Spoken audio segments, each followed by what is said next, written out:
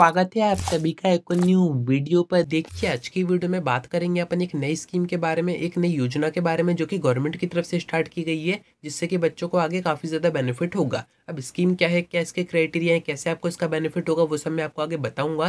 क्योंकि रिसेंट में ये जो स्कीम है, ये जो योजना है जिसका नाम रखा गया है पीएम विद्या लक्ष्मी योजना, इसको कैबिनेट से मंजूरी दे दी गई है। एंड ये जो नई शिक्षा नीति आई थी आपकी, उसका ये एक पार्ट है। उसी के अंडर आपको इस स्कीम का बेनिफिट दिया जा रहा है। अब ये जो स्कीम है वो आखिर है क्या एंड किन बच्चों को ये दी जाएगी, वो सब अपन आगे समझते हैं। वीडियो में एंड तक बने रहिए। नए तो सब्सक्राइब जरूर से कर दीजिएगा, नोटिफिकेशन आइकन ऑन करके रखिएगा। ऐसी इन्फॉर्मेटिव वीडियोस मैं आपको आगे प्रोवाइड करता रहूंगा। अब देखिए फर्स्ट मैं आपको बताता हूँ कि ये जो स्कीम है पीएम विद्या लक्ष्मी योजना, इसका यूज आप कहाँ कहाँ पर कर पाओगे। क्योंकि अगर आप अभी स्कूल में पढ़ाई कर रहे हो तो ये स्कीम आपके काम की नहीं है, अभी आप इसका बेनिफिट नहीं उठा सकते हो। बट जैसे आप अपना स्कूल पास आउट करोगे, जैसे आप 12th पास करोगे, आप साथ में अगर कॉम्पिटेटिव एग्जाम की तैयारी कर रहे हो, जैसे कि जेई हो गया, नीट हो गया या फिर अदर कॉम्पिटेटिव एग्जाम हो गए, एंड आपका एडमिशन किसी बड़े इंस्टीट्यूशन में हो जाता है, जैसे कि आईआईटी में हो गया, एनआईटी में हो गया, किसी बड़े मेडिकल कॉलेज में हो गया, एम्स में हो गया, तो आपको पता है ये जो इंस्टीट्यूशन है इनकी जो फीस है वो काफ़ी ज़्यादा हाई होती है, जो कि आपको खुद से देनी होती है। आपने इतनी मेहनत करी है, कॉम्पिटेटिव एग्जाम क्रैक किया है, एडमिशन भी आपका हो गया है,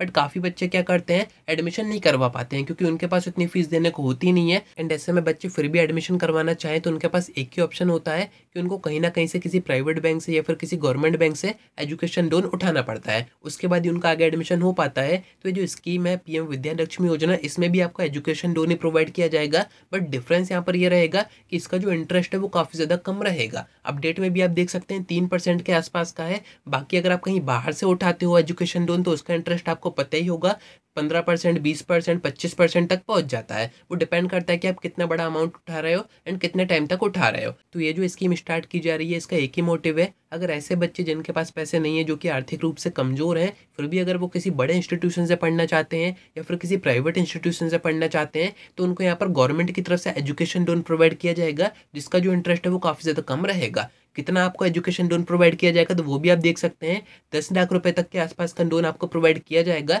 जिसका इंटरेस्ट काफ़ी कम है, जो कि आपको पढ़ाई के बाद ही देना होता है। बट इस स्कीम के कुछ क्राइटेरिया हैं, अगर आप उसमें फिट बैठते हो तभी आपको इसका बेनिफिट हो पाएगा। एंड काफ़ी बच्चों को इसकी ज़रूरत पड़ती भी है। जो बच्चे अभी 12th में है वो इस चीज़ को समझ रहे होंगे कि अगर बड़े इंस्टीट्यूशन से वो पढ़ाई करना चाह रहे हैं एंड वो पैसों की कमी के कारण नहीं पढ़ पा रहे हैं, तो ऐसे में नुकसान उनका ही होता है। बट अब से आपका नुकसान नहीं होगा, आप ये एजुकेशन लोन उठा के बड़े इंस्टीट्यूशन से पढ़ाई कर सकते हो। एंड जैसे आपकी पढ़ाई खत्म होती है उसके बाद ये आप ये जो पैसे हैं वो भी सिर्फ 3% के इंटरेस्ट के साथ आप वापस कर सकते हो। तो काफ़ी अच्छी स्कीम है। कुछ क्राइटेरिया है वो मैं आपको बता देता हूँ। अगर आपको इस स्कीम का बेनिफिट उठाना है, इसमें रजिस्ट्रेशन करना है, तो फर्स्ट जो क्राइटेरिया है वो है इनकम क्राइटेरिया, यानी कि जितने भी बच्चों को इसका बेनिफिट उठाना है उनकी जो फैमिली इनकम है पूरे ईयर की वो 8 लाख रुपए से कम होनी चाहिए, तभी आप इसका फॉर्म भर पाओगे। एंड जो सेकंड क्राइटेरिया है वो परसेंटेज का। मेधावी विद्यार्थियों की यहाँ पर बात हो रही है, जो 12th में मिनिमम आपका 75% तो होना ही चाहिए, तभी आप इन सभी का बेनिफिट उठा पाओगे, वरना आपको एजुकेशन लोन नहीं दिया जाएगा। एंड एक चीज़ काफ़ी अच्छी की गई है, ये जो पूरी प्रोसेस रहेगी जिसमें कि बच्चे फॉर्म भरेंगे, रजिस्ट्रेशन करेंगे, फिर उनके अकाउंट में पैसे आएंगे,